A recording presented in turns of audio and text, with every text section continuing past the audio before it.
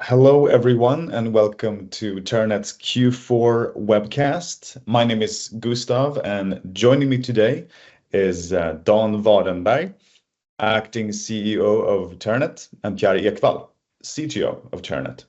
We will start off by showing a highlight video, then we will move on to the interview section, which I will be leading, and then we'll move on to the live Q&A with questions from the audience. And you can post questions down in the box below on the streaming website. But without further ado, let's go into the highlight video.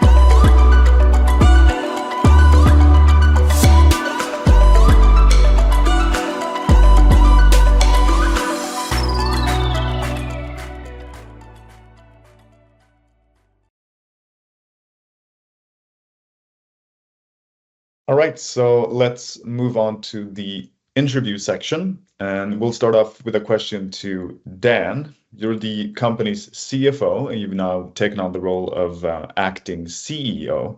When is your new CEO, Lars Lindell, expected to start? And could you share a brief background on him and what he will bring to the company? Sure, Gustav, and again, welcome everybody. We're happy to welcome Lars soon. He will join on March 10. Lars will bring a lot of extensive industrial as well as international experience to the company, especially his last 10 years at Terranet, where he was industrial in bringing a good desktop idea to a product that is now implemented in cars. And this will prove very beneficial to Terranet going forward. Exciting times. And just a bit of background here. Throughout 2024, you've developed BlincVision from the concept stage to a prototype, which has been tested both in a lab environment and in a moving vehicle outdoors. During the fourth quarter, the system was also tested in a partner's vehicle via Mobility X Lab. So here's a question for you, Pierre. What has your experience been with testing BlincVision in a different type of vehicle and environment? Yeah, testing BlincVision in a partner's vehicle ensures it meets their specific requirements. Each vehicle and environment is unique, and the partner usually has integration and signaling requirements as well as performance requirements for the different scenarios they may want to evaluate. This all helps us to fine-tune BlincVision to align with their needs and ensures robust operation. The project through Mobility X Lab has started as planned and is still ongoing. This is iterative work with many feedback loops. They're bringing us closer and closer to the perfect product by each new test drive. Amazing. And you've also outlined a clear product development plan for 2025. Can you briefly summarize your top priorities for the year? Yeah, our main goal is to finalize the MVP or minimum viable product. It's an initial version of the final product, focusing on core functionalities. Being able to showcase the product and create partnerships will help improve the product and increase its maturity. This is a necessary step for further development of our technology. And to follow our ambitious roadmap, we will also be expanding the team. So in 2025, we will see both increased development resources, the MVP itself, and partnership agreements that enable future commercialization. Great. Thank you for that answer. And in December, you signed a collaboration agreement with a vehicle operator in the mining industry. So how can testing this solution outside of urban traffic benefit the company? Yeah, correct. Yeah, the mining industry provides a valuable testing environment for us. It's a bit less complex than urban settings, making it easier to test the system and gather feedback. And testing in environments like mining also helps evaluate BlincVision and how it performs under conditions such as dust environments, low visibility, and rough terrain, challenges that are less pronounced in urban traffic. And the more we test, the better we can refine and adapt the technology for real-world use. And then just a follow-up question here for you, Pierre, again. In what other areas do you see that BlincVision has potential? Yeah, our technology can be applied in several areas, such as agriculture, defense, industry, and logistics. Pretty much anywhere where reliable object detection enhances safety, efficiency, or automation in challenging environments. Great. And let's move on to some financial questions here. During the fourth quarter, 88% of the warrants were exercised, which was a very strong outcome. Dan, could you describe the financing situation going forward? Sure. First of all, we're very happy with the commitment shown for TO8. Thank you for that. As we point out in the report that we released this morning, we will need additional financing during Q2. In the light of the progress that we've made so far within product development, business development, we believe it's very much doable to continue financing the company. Exciting. And thank you for that answer, Dan. So just looking ahead to 2025, what do you see as the biggest opportunities and challenges for Terranet? And you can feel free to answer, both of you. Sure. So on the opportunities side, we do see an increasing interest in BlincVision. We're engaging in multiple discussions with potential customers from different industries. I'm very eager to start testing the upcoming MVP. The possibility to test the MVP in their own vehicle will prove very important for future development, both of customer relationships as well as our own development.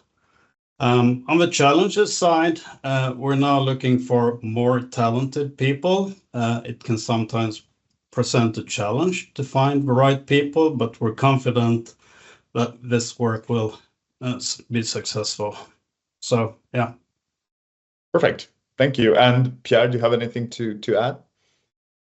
Yeah, I'd say on the challenges side, our main technical challenge is bringing BlincVision from a control environment to the real world's complex conditions. We need to test in different settings and for various users to make sure it works well in any situation. Another challenge will, of course, be supporting international evaluation of the BlincVision MVP. A necessary step, but that, of course, comes with some challenges of their own in terms of physical distance to our partners, and that distance does increase when we go international. Great. Thank you both for those answers. And just before we move on to the Q&A, what key message would you like to share with stakeholders and potential partners? Yeah, I mean, BlincVision has been in development for years now, and now things are really accelerating. So together with our partners, we're now ready to take the technology into real world integration. So if you want to be part of future road traffic safety, now is the time to engage. Great. Exciting times ahead. So that concludes the interview section, and now we'll move on to the live Q&A. And as I said before, if anyone has any questions, just put them in the ask box down below on the streaming site. But here's a general question for you. What role do partnerships play in your go-to-market strategy? Yeah, partnership plays a very significant role. Supply partnerships are key in securing the right, often state-of-the-art technology, and customer partnerships provide both relevant product feedback as well as providing opportunities for accelerated commercialization. Great. Thank you for that. Another question here. What organizational changes will take place to support the 2025 plan? So yeah, we're mainly looking at strengthening the development organization. So starting January up until mid-year, we're looking at 10 new heads in the development department. And that's a job that is ongoing right now. We've already secured a few of these spots. Perfect. Yeah. Thank you, Dan. So here's another question. How does BlincVision integrate with existing ADAS systems? Yeah, enabling integration with AD and ADAS systems has been one of our clearly set targets already from start. BlincVision is designed for sensor fusion, allowing it to work together with existing ADAS solutions for improved detection and decision making. Another important step to facilitate this can be seen in the computer platform we've chosen to be compatible with, the NVIDIA Orin, giving us the ability to work smoothly with other systems without the need for an additional computing hardware, which also reduces the cost of the overall system. Perfect. Thank you, Pierre. Another question here from the audience. In the area of defense, have any company showed interest in Terranet? Yeah.